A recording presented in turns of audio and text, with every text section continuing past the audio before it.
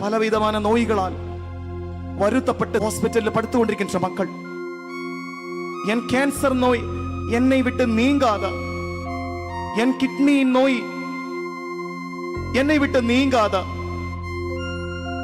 மாதங்களாக வருஷங்களாக என் வாழ்க்கையில் என் உடலில் நான் சுமந்து கொண்டு நடக்கின்ற சுமையாக இருக்கின்ற என் நோய் என்னை விட்டு நீங்காத ஆண்டவரே என்று அழுது ஜெபிக்கின்ற எங்களிடம் ஜெப உதவி கேட்டிருக்கின்ற எல்லா மக்களையும் வந்து திருப்பாதத்தில் அர்ப்பணிக்கின்ற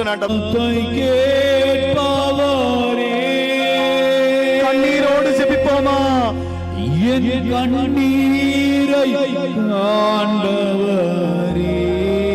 எனக்கு சுகம் வேணும் ஆண்டவரே, சுகம் தருபவரே, உமக்கு ஸ்தோத்திரம் ஆண்டவரே.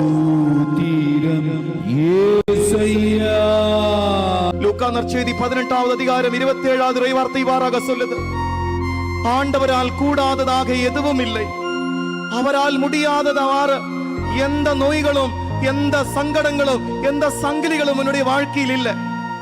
ஆண்டவரிடம் முற்றிலுமாக ஒப்புக் கொடுத்து, என் உடலை ஒப்புக் கொடுத்து, என் வாழ்க்கை ஒப்புக் கொடுத்து,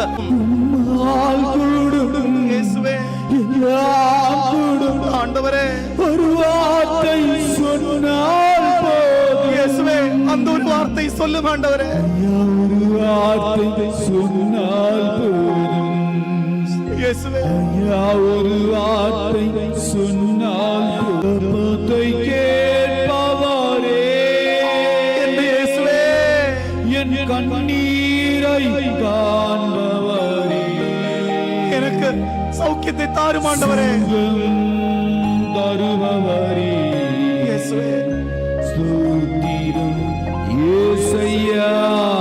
உன் வேதனை இப்பொழுது நீங்கட்டும் என்று சொல்லி 2000 வருஷங்களுக்கு முன்பு சொன்ன அதே ஆண்டவர் இன்று நற்கருணையின் வடிவில் எழுந்தருளி வந்திருக்கின்றார். ஆண்டவர் இயேசு கிறிஸ்து என்னை பார்த்து, என் வாழ்க்கையை பார்த்து இரக்கம் காட்டுகின்றார்.